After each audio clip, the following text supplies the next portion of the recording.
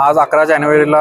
राजमाता जिजाऊ आणि स्वामी विवेकानंदच्या जयंतीच्या निमित्तानं महाआरोग्य शिबिर हे अभिषेक डोंगरे युवा शक्तीनं आज घेतला आहे। सर्व गरजू लोकांना आज त्याचा मोफत लाभ हा मिळत आहे। आपण सर्वांनी बघितलं की आज आरोग्य मंत्री आंबेडकर साहेब,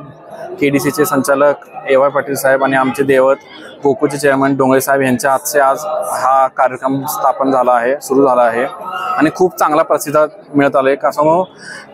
डोंगरे घराण्यावर एक विश्वास आहे की जर त्यांनी एखादं समाजकार्य केलं तर ते कडेपर्यंत नेतात, म्हणून बरेचसे आरोग्य शिबिर होतात पण त्यांना प्रतिसाद मिळत नाही असं आम्हाला कळालं। पण तरी आम्ही का घेतलं, कसं साहेबांच्या नावावर किंवा डोंगरे घराण्यावर एक चांगल्या पद्धतीने विश्वास आहे की हा आरोग्य शिबिर म्हणून त्याला महाआरोग्य शिबिर म्हणलं आहे की साधारण 8 ते 9 हॉस्पिटल, जसं मंत्री साहेब म्हणले की अखंड जिल्हाच आरोग्याचं इथं आणल्यासारखं डोंगरे साहेबांनी आणि अभिषेक डोंगरे युवा शक्तीच्या प्रयत्नातून 10 ते 15 हॉस्पिटलची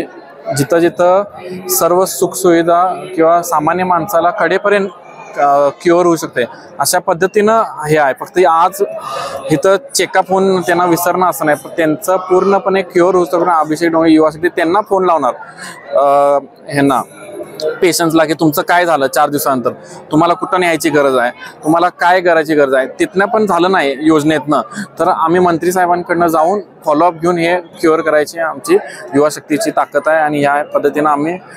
सुरू केले आरोग्य शिबिर।